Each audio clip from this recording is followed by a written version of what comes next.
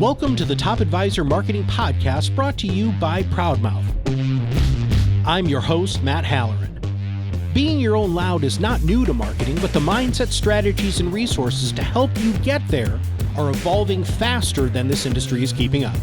It is time to find a new perspective on what works why and how to move your business forward. Listen as I interview guests to help you learn from them how to be your own loud. Let's get to the show. Hello and welcome to another Top Advisor Marketing Podcast. Today, I have the CEO of JConnelly.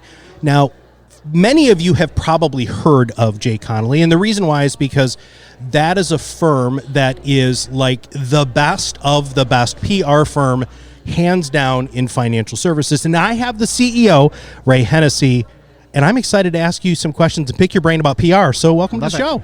Thank you. Thank you for having me. So I hope I didn't oversell you. Yeah, I don't. I was told there'd be a free lunch for doing this. That's why I'm here. Well, all right. So what are you seeing are the biggest challenges in your world today in financial services? I think with the way people communicate nowadays, which is so driven by social and connectivity and mobile, the industry itself, because of its, I think, regulatory structure, I think because of the age of most of the practitioners, I think the way the business models, the way people have been doing business, that has not evolved to the extent that we've seen with the way that just in general people have communicated. I mean, it was only a few years ago that the SEC first promulgated rules about how you could communicate on social media, where that's the way we do it now. So, your communication is now in the palm of your hands. The way that you're building communities and the way that you should be prospecting and marketing is all there done for you because of social media. It's just been very difficult for advisors and a lot of businesses to be able to tap that. So that's been the biggest challenge, but it's also the biggest opportunity. Now, how did you get to being the CEO of JConnelly? I mean, the last time I was here, I don't know if you were here because I think Jay was here doing this. A number of years ago. Yeah, no. So I was in financial media for 25 years. Oh, wow. So Dow Jones, I had a column in the Wall Street Journal. I was on air at CNBC. I helped start the Fox Business Network. I was on air there for a while. Ran a couple of magazines, Smart Money, Entrepreneur. So two things: I couldn't hold a job, and that was number one. And number two was I saw the changes in the way media was going and its relative usefulness for brands and things like that. And I had known a woman named Jennifer Connolly who founded this firm, I guess 18, 19 years ago.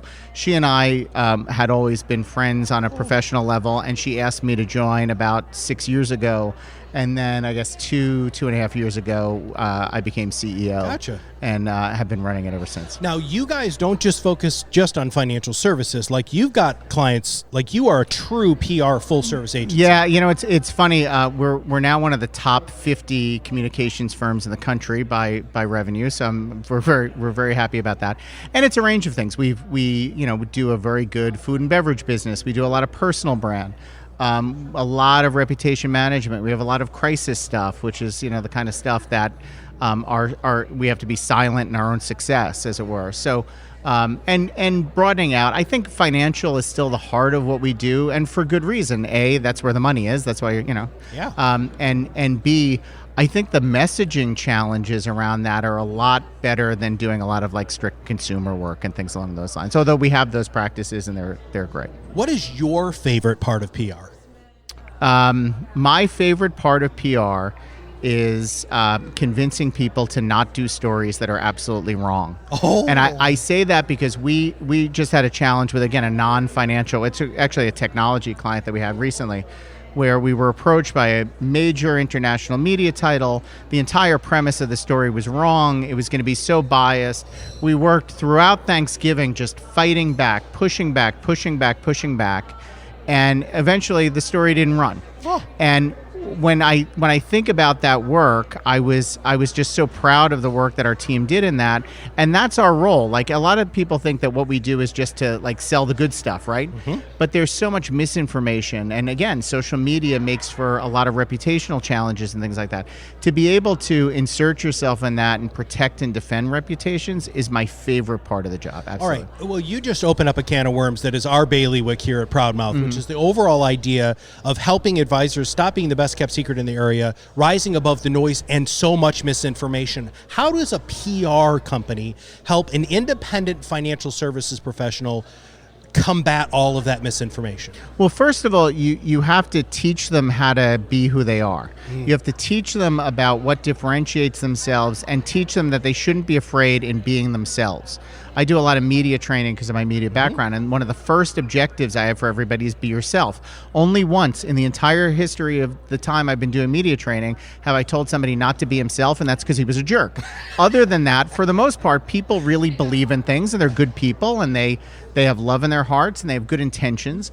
And it's taking them and telling them that everything that got them to where they are as a human being should be incorporated in what gets them to where they are as an advisor. But it's a mindset change, because they always think about, they look at people as, okay, how many assets do you have? What can I grow? How can I do this? So it's getting them to change the conversation to be more about themselves and deepen the relationship and become part of like a broader community with their clients instead of looking at them as a sales funnel.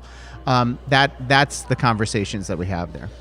I say this all the time on the podcast because it's a core value of ours, which is Oscar Wilde said, you might as well be yourself because everybody else is taken. Right. And when you help somebody embody themselves, they don't have competition because there isn't another one of you. There isn't another one of you. There isn't another one of me.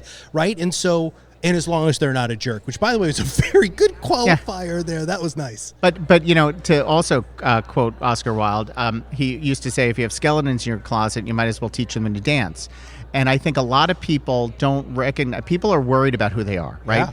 And a lot of people think about themselves as the worst that they have done rather than the best that they have done. Oh. And so in a lot of cases, what we find in all business, not just advisors in all business, but advisors in particular have that imposter syndrome. Mm-hmm. They have built practices and they do not believe that they are capable of growing a business and turning into an enterprise and running it. They are always thinking about their own shortcomings. So getting them over that so that they can focus on what makes them special and good is really, really important, because you find this all the time where they're like, yeah, but my performance isn't that great. It's not this and that. And I lost this client. I lost that. And then forget it. Like, you are who you are. Be who you are, because you should, like, life's too short. I said before, like, the first 100 years you're in the ground is only the beginning, right? So you might as well make the most of what you have here. So spend your time with people who matter. Do business with people who matter. Find clients. When you're prospecting clients, instead of saying, like, what's my ideal client, and starting with, like, what their investable assets is,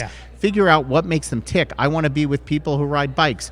I want to be with people who love fly fishing. I want to be with people who golf. I want to be people with bowl. And that's where you should, because that's you. If that's you, like, maximize who you are. Sure. And I know it sounds trite, I know it sounds simple, but it's the best way to when it comes to marketing. So at these conferences, we're again at the MarketCounsel Summit, and on main stage, there's always those people that everybody's looking to, those advisors, those companies, and you just hear this so often, that core component that has allowed them to truly have their own level of greatness. You said something else that I have to have you unpack a little bit, which is the imposter syndrome. Yep. How do you help overcome that? I think you have to remind people that they belong, and they, you know, I did media training once with a woman who was at an asset management company, and she was great. She was smart. I would have a great conversation with her. When we put a camera on her, she froze up. It was terrible. I ended up, like, throwing her team out of the room, my own team, and I said to her, like, what is your problem? And she said, I'm a young woman and I don't feel like the people around me respect me for what I have. And I said to her, so she overcompensated. She tried to be perfect. She had too many notes. She would get, like, caught up. And I said, don't let the perfect be the enemy of the great. And you walk around great, so be you. And I said, you need, before any interview you have or any conversation you have, sales conversation, whatever, You remind yourself that you belong there. You walk in every situation in a stance of comfortable authority, and you will control that conversation. And as long as you are controlling that conversation, you deserve to be there. And it seemed to work. So that's she's, every time I turn around, she's on TV. Yeah. I can't really stress enough that people have to get over themselves. The worst enemy of any business owner is themselves. They will always get in their own way by overthinking and by not trusting themselves. But you need to trust yourself. Don't let perfect being the enemy of great. Right. It's recorded. I'm stealing that. Yeah. Just want you to know please do, because you know what? Great is good enough. Great is better than good enough. It is better than good enough. And perfection is a trap. Yeah. Nobody is perfect. Nope. And perfection is a trap, so you're always going to fail. And I think people who try for perfect want to fail. Because they don't want it, but it's okay being great, because most people aren't great in this business, right? Yeah. So if you're aspiring to greatness rather than perfection, you're going to do better than 99% of the people you meet. Do you feel that financial services professionals, because of the social climate around the view of this industry, start off at a disadvantage in trying to rise above to become great, because they're trying to sell me something, all of the bad stuff? How are you guys helping advisors overcome that? I think you're absolutely right. There is so much bias against the industry in general. A lot of it is in the past. Mm-hmm. Just like generals always fight the last war, I think when it comes to the media and client perception, they're thinking about where we were not 5 years ago, but 20 years ago, right?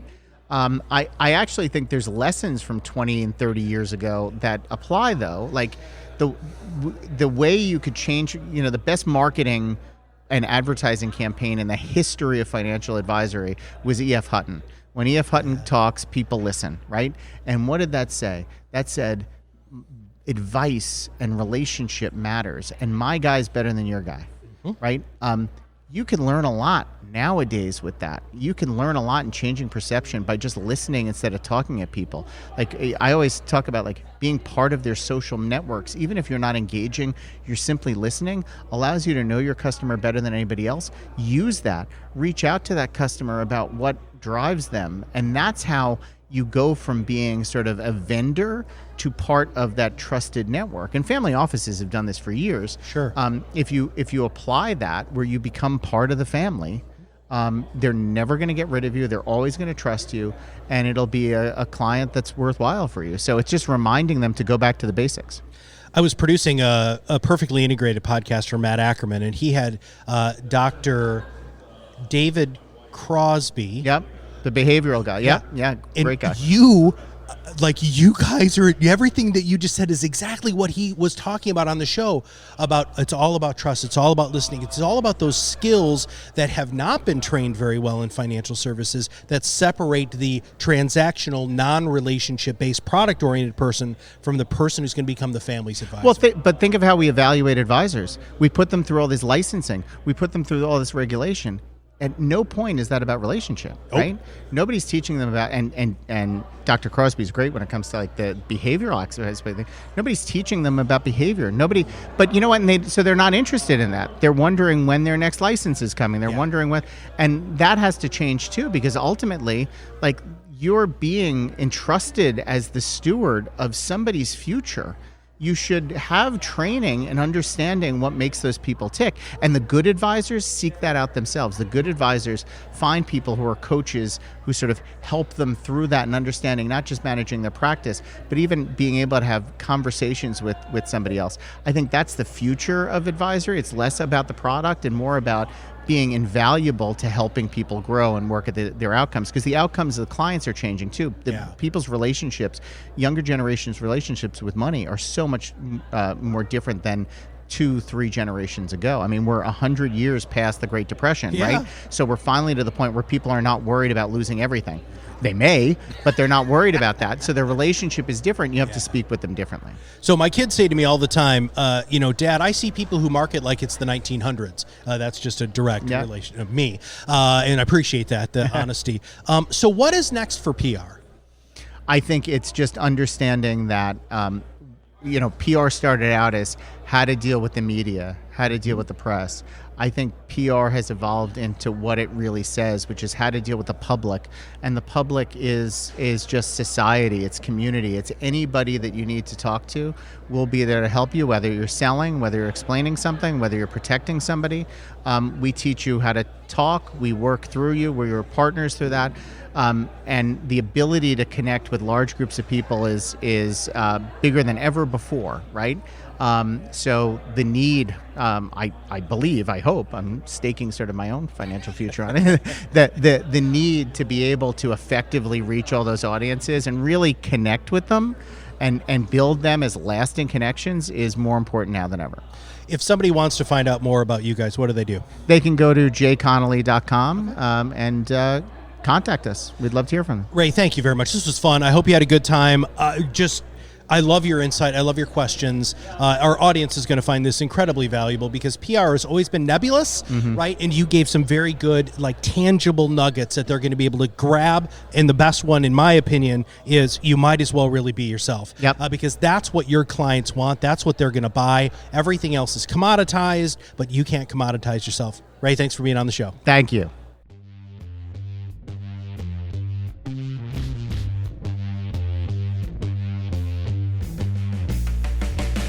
Thanks for listening to the Top Advisor Marketing Podcast, brought to you by ProudMouth. If you want to learn more about how you can be your own loud, visit our website, read our blog posts, attend our educational webinars, and sign up for our new Influence Accelerator Academy, where you too can learn how to truly be an influencer in your space. Have a wonderful day.